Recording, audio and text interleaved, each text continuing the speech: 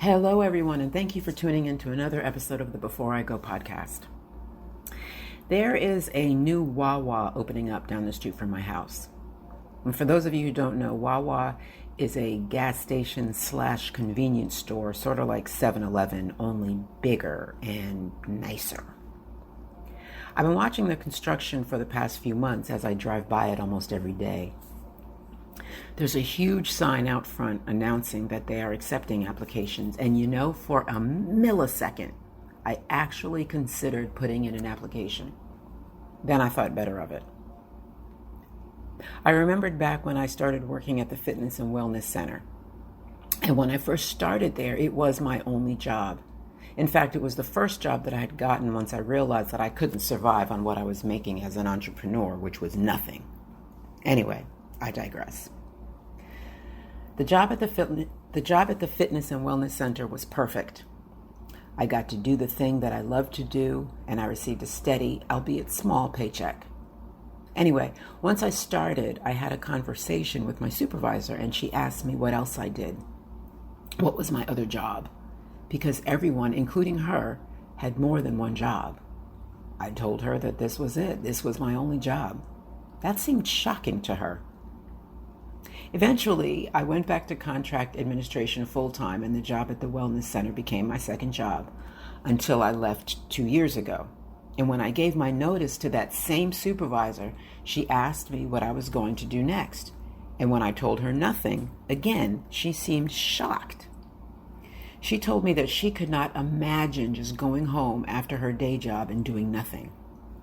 And it was her words that made me think for a millisecond that I may apply for a part-time gig at the Wawa. Then I remembered a few things. The first thing I remembered was, I don't need a second job. The second thing I remembered was that I really enjoy having my evenings free.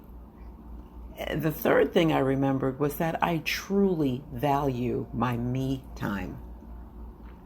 The term me time conjures up different images for different people. For some, it's brunch with friends. For others, it's going to the gym or having a pampering session at the spa.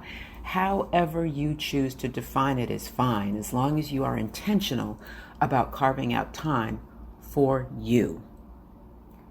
Time to be alone, time to be present, just time.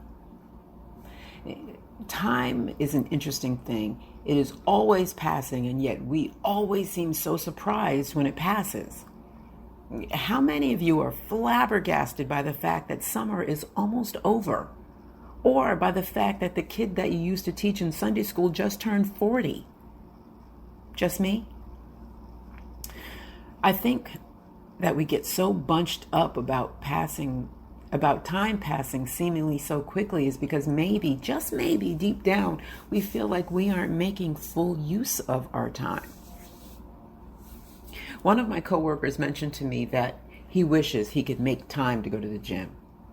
Now, many of my coworkers know that I'm a trainer and that I'm passionate about fitness and nutrition, so when they see me, they may throw out a random comment like they wish they had more time to go to the gym, because people be saying stuff. And I usually just smile and keep it pushing. But this time, because I was feeling feisty, I said, there are 24 hours in a day. He didn't respond.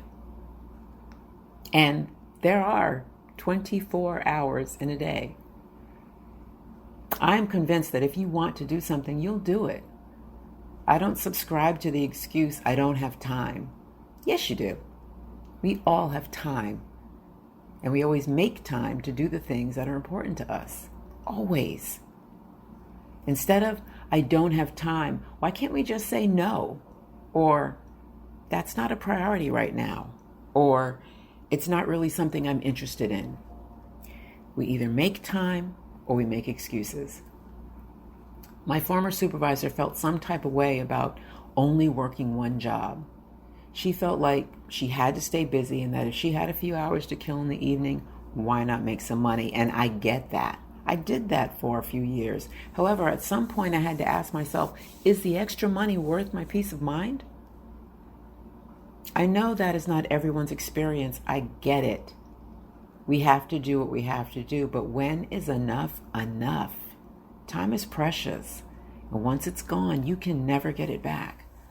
I'm certainly not in a position to tell anyone how to spend their time, but what I do know is that filling the hours with stuff that just doesn't matter is no way to spend your time.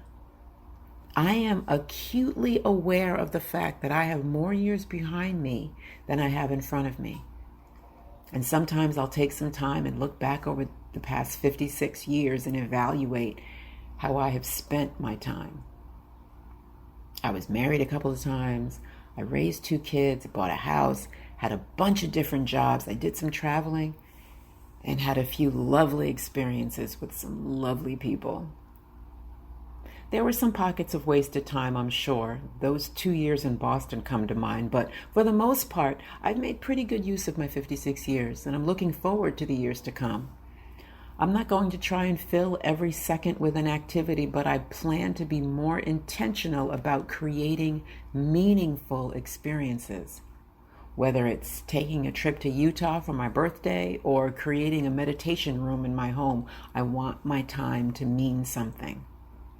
How about you? Are you watching the time pass you by, or are you taking advantage of every hour? Think about it. Well, that's all I have for today. Thank you so much for listening. But before I go, let me share this with you from Samuel Smiles.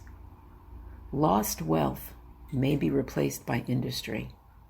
Lost knowledge by study. Lost health by temperance or medicine. But lost time is gone forever. I'll see you next time.